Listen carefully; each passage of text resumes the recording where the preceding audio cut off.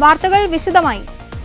ചൂരൽമലയെയും മുണ്ടക്കയെയും പിടിച്ചുകുലുക്കിയ ഉരുൾപൊട്ടലുണ്ടായിട്ട് ഇന്ന് 8ാം ദിവസം.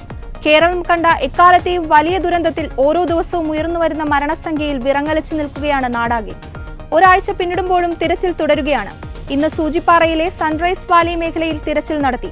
നേരത്തെ പരിശോധന നടത്താനാകാത്ത മേഖലയാണിത്. വ്യോമസേന ഹെലികോപ്റ്റർ വഴിയാകും ദൗത്യസംഘത്തെ മേഖലയിൽ എത്തിച്ചത്. ഉരുൾപൊട്ടലിൽ മരിച്ച തിരിച്ചറിയാത്തവരുടെ മൃതദേഹങ്ങൾ പുതുമലയിൽ കൂട്ടമായി സംസ്കരിച്ചു.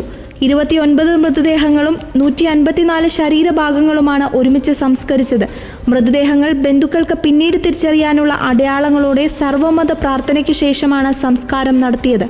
വൈകിട്ട് 4 മണിയോടെ തുടങ്ങിയ ചടങ്ങുകൾ രാത്രിയോടെയാണ് പൂർത്തിയായത്. അതേസമയം പ്രത്യേക ദൗത്യസംഘവുമായുള്ള വ്യോമസേനയുടെ ഹെലികോപ്റ്റർ സൂചിപ്പാറ പോത്തുകല്ല് ഭാഗത്തെ വനമേഖലയിലെത്തി. കോഴിക്കോട്ട് നിന്ന് കൽപ്പറ്റയിലെ SKMJ സ്കൂൾ ഗ്രൗണ്ടിൽ ലാൻഡ് ചെയ്ത ഹെലികോപ്റ്റർ സേനാംഗങ്ങളുമായി 12 മണിയോടെയാണ് പുറപ്പെട്ടത്. രാവിലെ 9ഓടെ ദൗത്യം ആരംഭിക്കാനായിരുന്നു തീരുമാനമെങ്കിലും കാലാവസ്ഥ പ്രതികൂലമല്ലാത്തതിനാലാണ് വൈകിയത്.